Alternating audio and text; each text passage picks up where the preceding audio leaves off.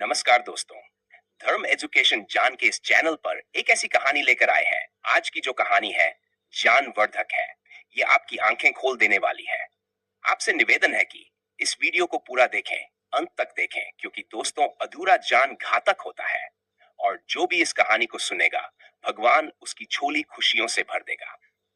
अगर आप भगवान का भक्त है तो इस वीडियो को जरूर देखें और सुने। और हाँ दोस्तों, हम आपके लिए और आपके परिवार के लिए ऐसा वीडियो लेकर लाते रहते हैं।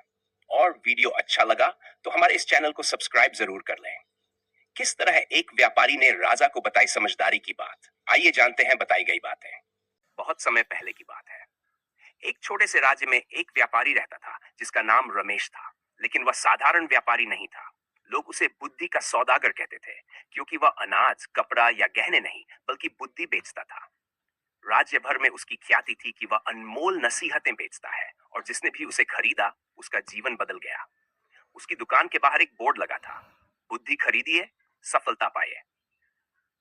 एक दिन उस राज्य के राजकुमार को इसके बारे में पता चला। उसने सोचा, कैसे कोई बुद्धि बेच सकता है, ये जरूर कोई धोखेबाज होगा। लेकिन उसकी जिज्ञासा बढ़ती गई। अंततः वह व्यापारी की दुकान पर पहुंचा और बोला, मुझे सबसे अनमोल बुद्धि चाहिए, क्या कीमत लोगे? रमेश मुस्कुराया और बोला, सिर्फ स्वर्ण मुद्राएं। राजकुमार को यह सुनकर क्रोध आ गया। सिर्फ एक सलाह के लिए 100 स्वर्ण मुद्राएं? तुम तो ठग हो। रमेश शांत भाव से बोला, अगर आपको ठगी लगती है तो मत खरीदिए, लेकिन जो भी मेरी दी हुई बुद्धि अपनाता है वह जीवन भर लाभ पाता है। राजकुमार ने कुछ सोचा और आखिरकार पैसे देकर कहा, अब बताओ क्या बुद्धि दोगे?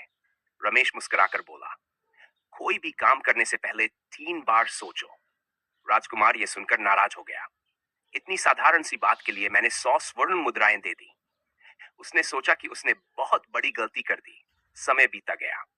एक दिन राजकुमार अपने सैनिकों के साथ जंगल में शिकार के लिए गया।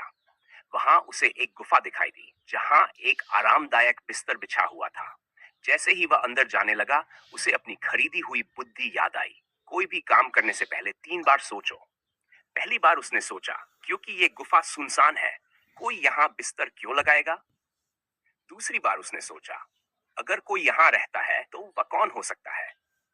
तीसरी बार उसने सोचा, क्या ये कोई जाल हो सकता है? वह रुका और अपने सैनिकों को पहले गुफा की जांच करने का आदेश दिया।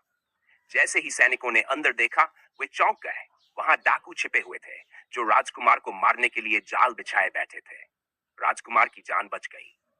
तब उसे समझ में आया कि रमेश ने जो बुद्धि दी थी वह सच में अनमोल थी। अगले दिन राजकुमार ने दरबार में सभा बुलाई और सबको ये बात बताई।